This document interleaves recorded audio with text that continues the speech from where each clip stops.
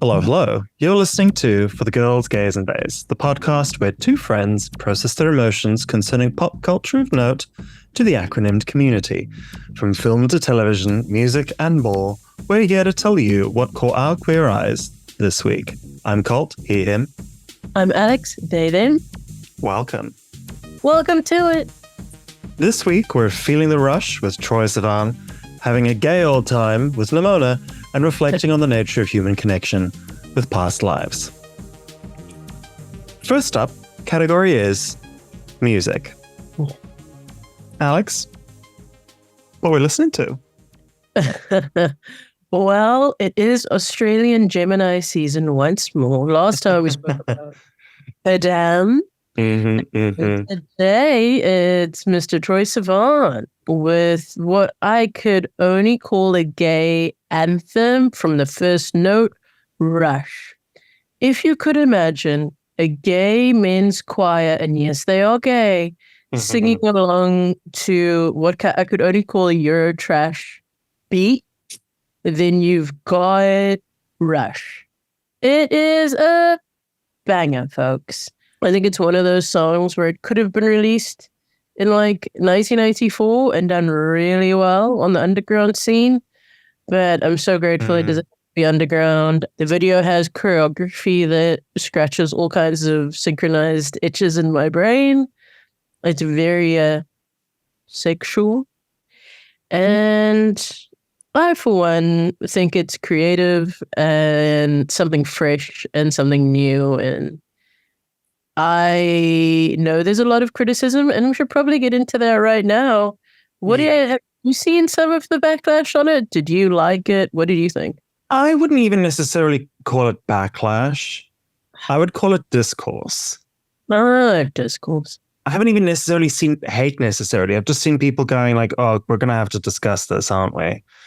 It's like gays being the type of gays that I tend to follow are the ones that are like so tired that they're like, I'm so disappointed that I think that it happens. I can't help it. I have to think about stuff. And I'm going to think about this and sort of the way that the video does present a very specific body type. Yeah. There are some people who are talking about it like it's the ideal body type, and it's not at all. Like Troye Sivan's body type is not considered the ideal body type in the queer community and the gay community, like the gay male community specifically. There's a lot of negativity surrounding people who are very skinny as well as people who are overweight. It is very much the ideal is this sort of quite masculinized, quite white thing. So I wouldn't necessarily think that like the video is presenting the ideal. It is presenting a very potentially narrow sliver of the queer community, and I think that's fine. The pun, if you will. Not intended, but very much appreciated. But yeah, and I think that's fine because it is the thing of like the queer community is varied.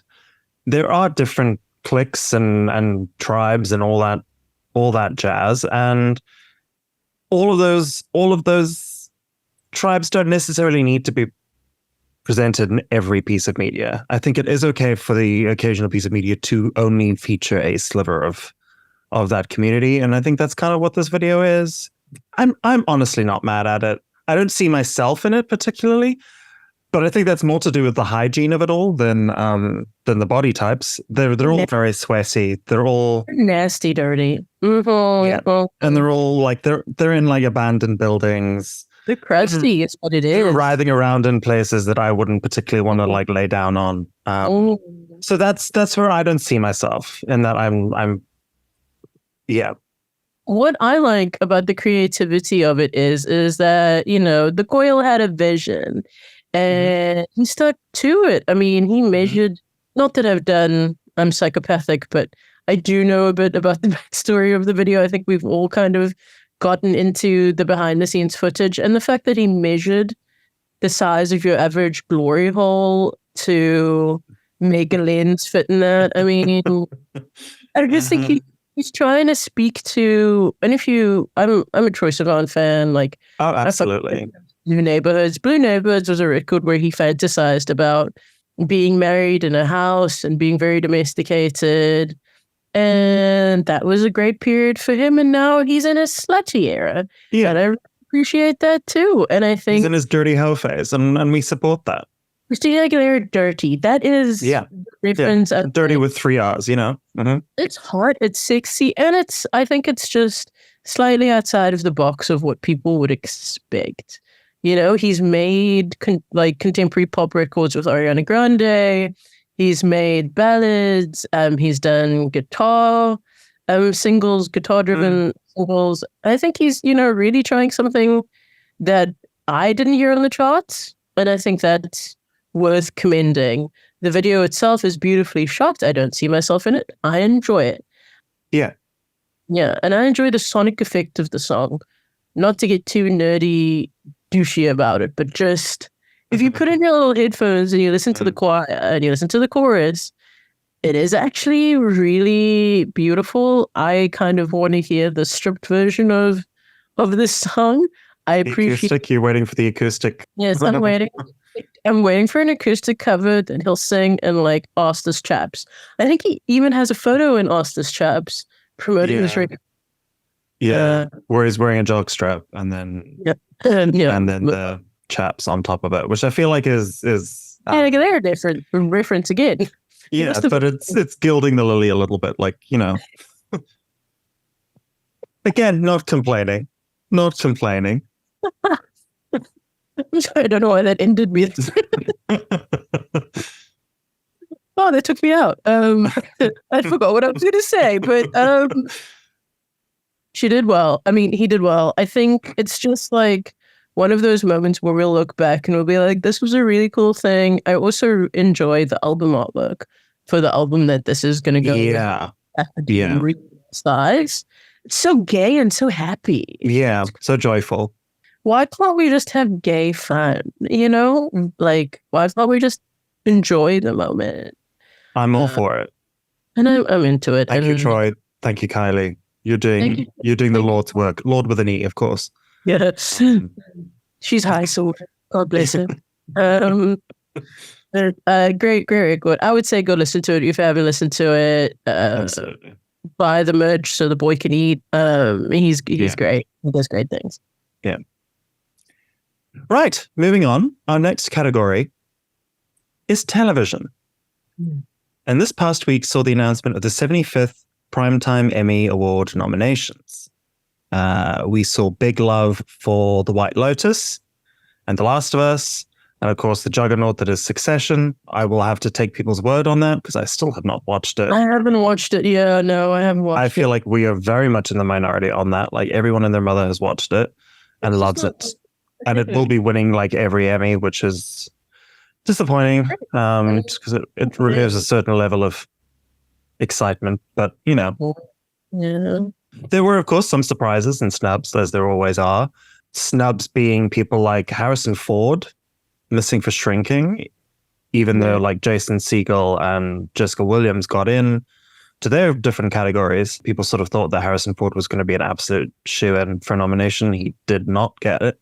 I think also The Crown just not getting as much love as it normally does. People like Imelda Staunton and Jonathan Pryce and Leslie Manville all missing out, where people sort of thought that they were definitely going to get it. Personal surprise? Wednesday? Really, girl? Really? Not to be a hater, but... the CW show on Netflix. Not to be a hater, but... Not to be, Feels like Monday. I don't begrudge the people that do like that show. I could not make it through the first episode. I tried. I couldn't do it. I gave up. You make it in, darling. Let's get to the... I got pretty close to the end of the episode, I feel like. I got a good 40 out of the 45 minutes. And then he was like, you know what? There may be 5 minutes left of this episode, but life's still too short. Guess how far I got. Yes. I'm going to say 5 minutes. How did you... Get out of my head. That is exactly it. You made it. You go to the cold open, yeah. I did the 5 and I was like,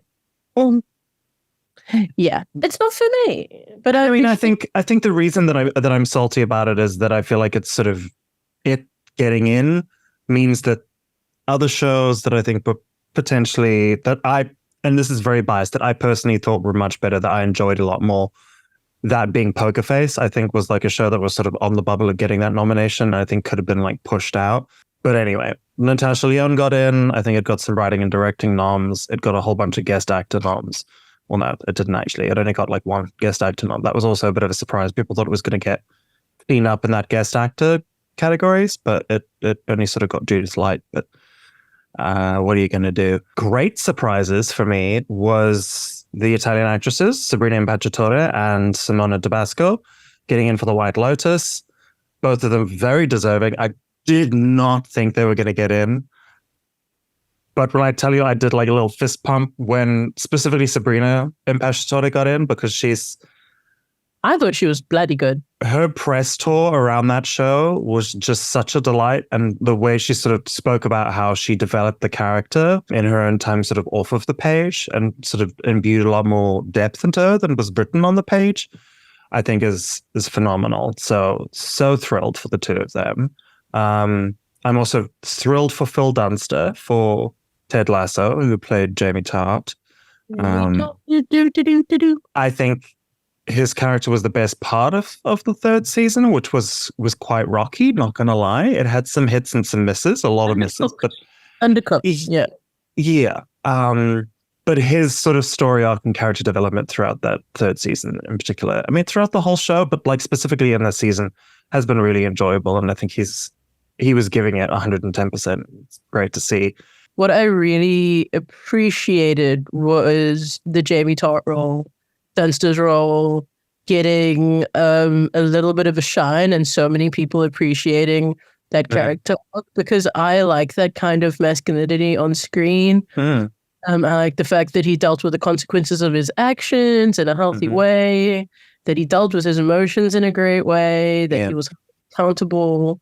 And to sort of present the thing of like, you can be the absolute, all the worst negative parts of masculinity, but you can learn and grow and get to the positive aspects of masculinity. So that was really nice with his sort of overall series arc rather than, yeah. And then my last big surprise, which I was so thrilled for, again, genuinely did not think it was going to happen, because I did not think that the like TV Academy would have watched it, is Dominique Fishback for Swarm. I was so thrilled to see her get nominated for that, and to see the writing get a nomination as well. Because like I said, I genuinely didn't think the Academy was going to watch that show, because it's weird. It's weird, man. But Dominique Fishback is so good. So good. And honestly, I think she should be winning. I do not think she will, but I don't think they famously showed love to, number one, people at that stage of their career, but also Black women don't usually get their flowers as much. And on shows that weird as well. Yeah, so. It's like there's a very specific Black woman role that kind of gets their flowers. Niecy Nash Betts will probably get hers. Again, very deserved, but again, she's playing a very different type of role. You get what I mean. It's forever anyway, but to focus on the positive, I really enjoy that. And I think one thing I appreciate about Amazon Prime is they will send out for your consideration and little like episodes to everybody who votes, and make sure that they get it, and send people DVDs. Yes, still send people DVDs. The things that are streaming releases, I don't know if they did it for this one, but I do know that they've done it in the past for other actors, and I think it is actually great to see a network kind of boost their stars. I think what this really made me notice is the actors who seize their press tours and kind of use it as at least the PR. It kind of does more for them when their network isn't really putting their backs into it, because they're launching a streaming service that nobody fucking asked for.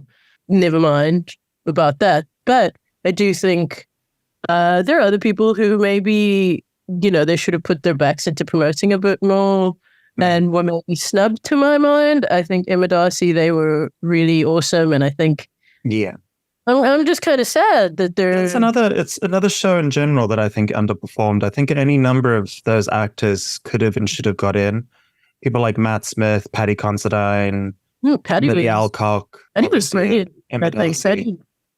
He's always good, though. It's crazy how good he is, but he was really good in this. His little wheezy breaths. Oh, Take me out. That whole like last episode that he had was just so phenomenal.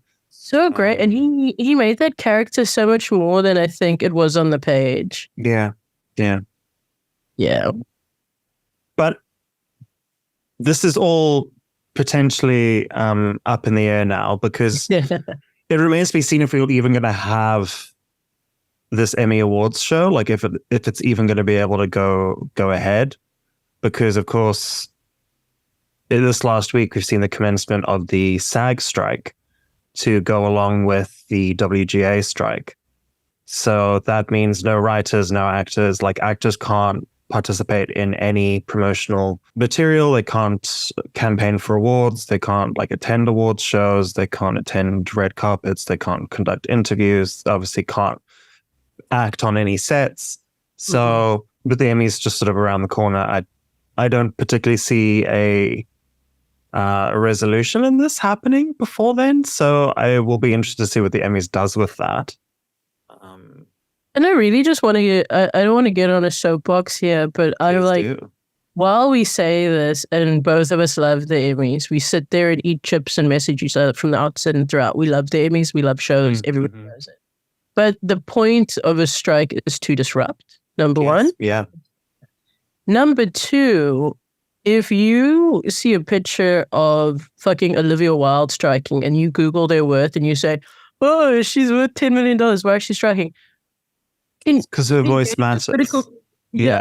Engage your critical thinking skills and understand that the 90% of actors who are on strike actually don't make enough to eat.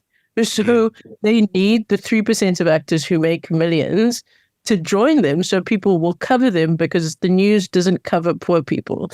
And poor people don't have as much bargaining power as rich people do. And I think in general, also people do need to understand that in terms of how much actors are paid, the name stars get paid huge sums of money. But there are any number of recurring characters on TV in particular that get paid considerably less. It's also the thing of there's so much work they're able to sort of do in a year. Again, with streaming as opposed to network, you're only doing like 10, 12 episodes at the most, as opposed to what it used to be, which was 20 odd episodes. You used to then get royalties for everything every time it was shown on television, you were getting royalties, whereas now they're not with streaming to the same degree anyway. But there's also months and months in between. So you may do your, 5-6 episodes, but then you may not work again for the rest of the year. That's sort of, actors are essentially freelancers. So it's about being compensated for your work fairly and not being taken advantage of. And it is the thing of these studios are taking advantage of their writers and their actors, and they're paying them as little as they possibly can and paying themselves as much as they possibly can. And then you have people like fucking Bob Iger talking about how unrealistic it is with his $250 million a year salary or whatever it is, talking about how it's unrealistic to pay. I think I saw another TikTok where someone was breaking down how much for the writers they were sort of asking for. And it's a percent of the actual profits is the amount of difference it would make. And it's like, but they're out here openly conducting interviews where they're talking about how they plan to literally starve out the writers and make them lose their homes so that they can come back to the table more desperate. And that's truly supervillain behavior. And it is genuinely supervillain behavior. I think what people also don't realize is that actors most of the time have an agent, a publicist, and a lawyer who take off every paycheck after tax. Yeah. So American taxes are boring and I won't go into them too much, but freelancer tax is serious. It's not fun. And those chicks SAG does offer them health insurance. And this is the thing that's really going to bum everybody out. SAG does offer health insurance, but you have to earn a certain amount to get it. I think you have to earn like $26K. I don't know the exact amount. Most actors don't qualify for that. That's how little they're earning. Living in America without healthcare, you will see your ass. Yes, they have Medicare. Yes, they have those things. But there's a threshold. Barely functional. You cannot qualify for SNAP benefits, for food benefits and stuff. and you can still be earning too much to get like so you're just in this no man's land of starving your ass off, not having a place to live, not surviving. I think Sydney Sweeney, who's been on Euphoria, says that if she doesn't get 6 months worth of pay, she won't survive. She can't make it. Yeah. Which the studio heads know because they've paid these people so little that they don't even qualify for healthcare. So they know that if they don't pay them, they hopefully people will give up. And I just like... But it is a thing if there are funds in place. So that was the other thing, is that they're so out of touch that they don't realize that strategy is not going to work because there are funds in place to ensure that does not happen. It's the nature of it. We shall see. On that note, we're going to take a quick break and we will be right back. And we're back. And the category is film. Yes. I have a couple of films to talk about this week. One of them I watched on Netflix, which, of course, is Nimona. It is the 2023 animated science fantasy adventure comedy. Quite a mouthful. Directed by Nick Bruno and Troye Sivan, based on the graphic novel by N.D. Stevenson. Mm-hmm. It tells the story of a knight framed for murder who teams up with a shape-shifting teen to attempt to clear his name. I found this to be a delightful, fruity little romp where almost all the characters that matter are queer-coded, if not, in fact, explicitly shown to be queer. I think the art style is just different enough to be like notable, being the sort of increasingly popular stylized 2D animation. I thought the world building was really interesting, with it being this sort of hybrid of like medieval Arthurian and sort of modern like smartphones technology, all of that stuff. So I thought that made it really interesting. But I think the sort of central characters of Belle and Nimona just had such a great dynamic that sort of evolves and develops and deepens throughout the film. And I think that makes it like really worth watching, is these two sort of central characters. I think Nimona could have been annoying in like with like a different writer or like a different performer. Like it's such a thin line. This type of character that's really sort of over the top can get quite irritating, and especially in animation if it's not sort of handled right. And I think she was very well handled, and I think both of the sort of main characters end up being sort of rich, nuanced stories, which is good because I don't think the plot was necessarily groundbreaking. It's pretty formulaic, but the charm of it all makes it really special for me. Have you seen it yet? I haven't, but I was very interested in it because it's Chloe Grace Moretz in as Nimona, and then N.D. Stevenson did She-Ra before this, I believe, and She-Ra famously homosexual, so really good. I've heard really good things about Chloe Grace Moretz's performance. Heard really great things about the queer storytelling. Yeah. Do you think it's more for a younger audience, or it's more for people in their cities who like animated things? I think it could be for both, you know. I think there's elements of it that I think a sort of an older crowd will get into. But I think it's successful enough that like younger audiences can also sort of just really enjoy the like bright colors and the fun animals that Nimona sort of transforms into throughout the film. Is very sort of eye-catching. The action set pieces are very entertaining, but as I say, I think the sort of nuanced storytelling is going to be able to like hold an older viewer as well, and they can sort of be able to get a lot out of it. As I said, having like an explicitly queer relationship in an animated film that, you know, are traditionally thought to be aimed towards children is great. Apparently there was a lot of like developmental hell sort of around that. The film was initially in development with Blue Sky, which did the sort of Ice Age films and others. But after they got acquired by Disney, there was apparently a lot of pushback regarding the queerness of the film. I mean, Nimona herself is also quite queer-coded. You obviously then have Belle and whatever the other knight's name was are in sort of a relationship. that is shown on screen. That's part of the plot. But apparently, Disney was like, not on my watch. Are we going to have explicitly gay characters? We're going to make it subtextual and subtextual only. And even then, we're going to deny it. Looking at you, Luca. Yeah. But ultimately, the film was cancelled by Disney and was later then picked up by Annapurna Pictures and then acquired for release by Netflix. Gratefully, because I think it's just fun. It's just a fun little light watch. It's not too deep as much as I'm like it's nuanced and like storytelling and like, I did cry. As I've said many times on this podcast, it does not take much to make me cry, but I cried. It doesn't, folks. But I also just had a really fun time. So I think it's likely to get an animated feature nomination at the Oscars. Again, if Oscars even happen this year. At least I hope it will. I think Netflix may be putting its eggs in a different basket, pun intended. I'm of course talking about the fact that Netflix has Chicken Run 2 coming out this year.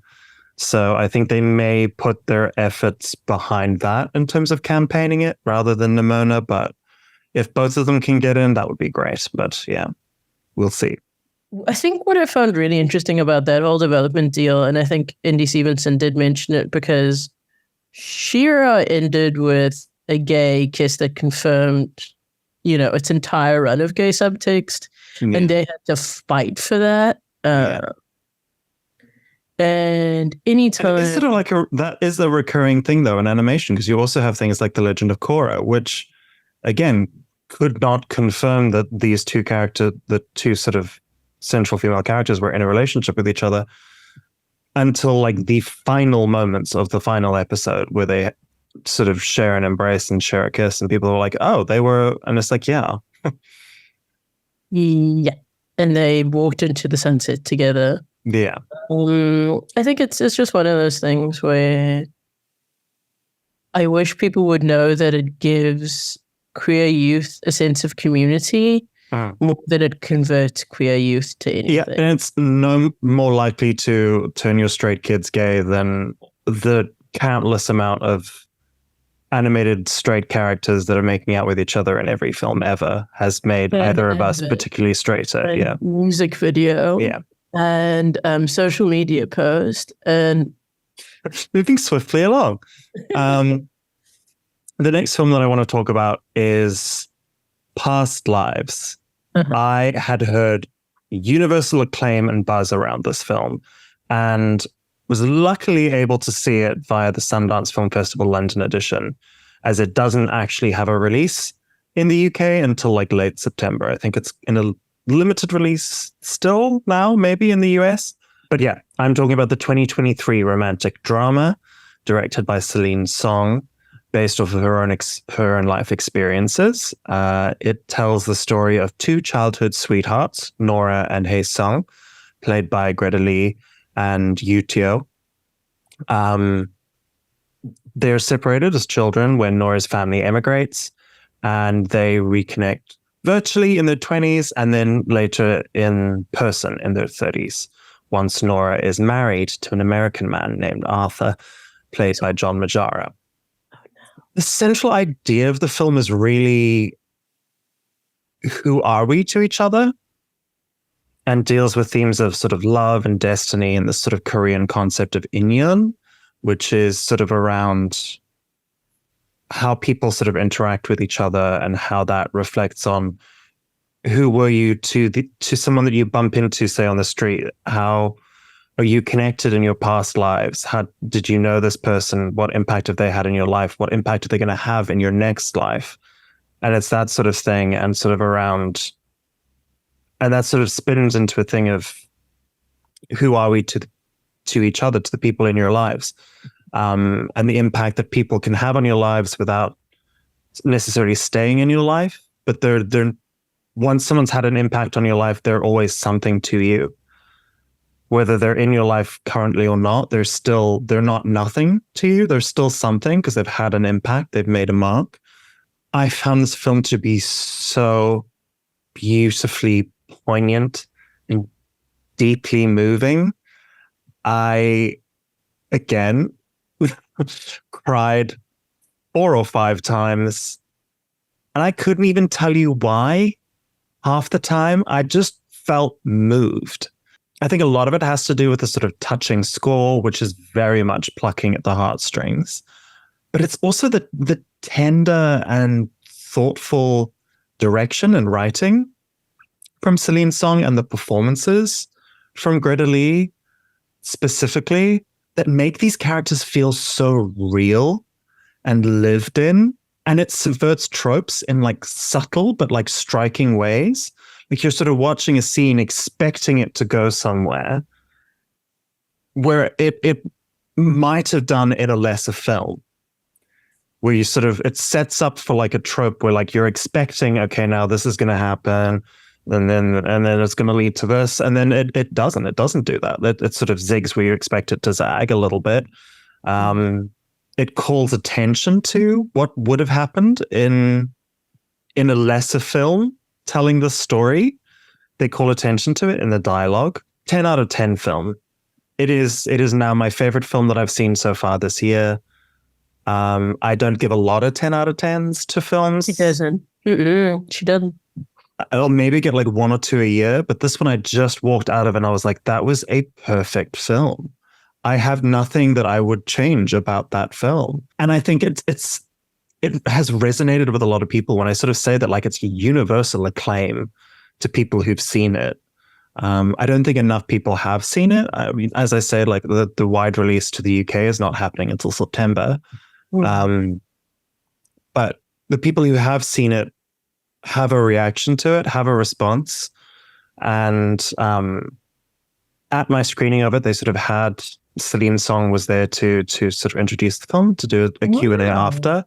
So that was cool. That was great to sort of hear her sort of talk about her process sort of firsthand and hear about the sort of impetus for the story being like her own life, because she had the similar experience of she reconnected with her childhood sweetheart while she was married to a white man in America. And she had this moment of sort of sitting at the bar, having to translate between her husband and her like childhood sweetheart. And she sort of caught eyes with a woman across the bar from her who was sort of really like studying her. And she sort of had the thought of like, what does this person think we are to each other? Like, how does this appear to someone else? And that's how she starts the film, is essentially with the 3 main characters at a bar. And you hear the perspective of the person sitting opposite being like, so who do you think they are to each other? Are they friends? Are they colleagues? Are they together? Are those other 2 together? Like, what is this dynamic? And then it sort of peels back the layers and the film tells you who they are, shows you who they are to each other, and shows you all their history. And yeah, and it just, for me, it made me sort of think about all the other connections in my own life of people that are in my life now, people who are not in my life anymore, but the impact that they've had. So it's it feels so specific, but also completely universal at the same time. And I think that is so hard to do as a filmmaker, to do that. And this is her first film, her first feature film. She's been involved in the theater before, but this is her first feature film. And I think it is honestly a triumph. That is so cool. It sort of feels like when you're in the scratch patch as a child and you find the one gem that you really like. I think that's the experience you're describing with this film. Makes me really want to see it. Makes me want to see your gem. Sounds brilliant. I would recommend it if you can find it in a theater near you. Find it. I'd love. I would recommend it so she can get some money from it. But yeah, I would very much love to watch it. I think that sounds lovely. The second it comes out in the UK, I'm forcing everyone I know to go see it because I've been telling people about it because that's like, I can't help but like tell people how much I loved it. And people are just like, oh yeah, I'll watch that. And I'm like, it doesn't come out until September. It's not that far away. It's like a month. Yeah. Like 2 months because it's like end of September. It's like end of September. So it's like 2 months, but yeah. Game maths. I think it's very much will be in the Oscar conversation. I think if it's not, that's fucking travesty. I don't think I don't think it's necessarily gonna win. I don't think you can have like two really cool winners back to back like that. So it's gonna be that boring Scorsese film. I just know it. But or fucking Oppenheimer. But anyway, I still think it's gonna get in. I think it's got a high likelihood of getting into picture to director to screenplay. I think Greta Lee has a good chance of getting in. I think John Majaro has a good chance of getting in. He's got a great monologue sort of moment that is absolutely an Oscar clip waiting to happen. Yeah. I mean, I think there's a potential for cinematography as well. I think the cinematography was really beautiful. I love good cinematography. Oh, give me those lugs. Yeah, I mean, it's not flashy. It's not doing like super creative, industry bending things, but I think it's just simple and beautiful. Like the editing as well, I think is simple and beautiful. So I think it has a potential to get into those categories. But yeah, I'm more likely to enjoy simple things after what's crazy is sometimes you need a film to reflect the insanity of life, but then other times you need a film to reflect or give you a little bit of peace. Yeah. Self-reflection and calmness and self-reflection. Yeah. It is very peaceful, but it's also very, it's stuck with me. Is it devastating? Some people have said it is. I want to cry. I didn't necessarily, again, that's like I said, like I cried 5 times. So I was just, but I couldn't tell you necessarily why. And I wasn't like sad at the end of it. Like when I got to the end, I was like, yeah, that is how it should have ended. Yeah. But yeah, it's just, so moving. Well, that's nice. I definitely will watch it whenever and however I can. Lovely. And with that, we're out of time. Stunning. Thank you so much for listening. If you want to give us a follow on socials, we are at girlsgaysdays_pod on Instagram and TikTok. Video versions of this podcast are available on YouTube. Then join us again next week for another sip of queer culture. Cheers, darling. Cheers. I didn't actually have a drink today. It's terrible. Jail for you.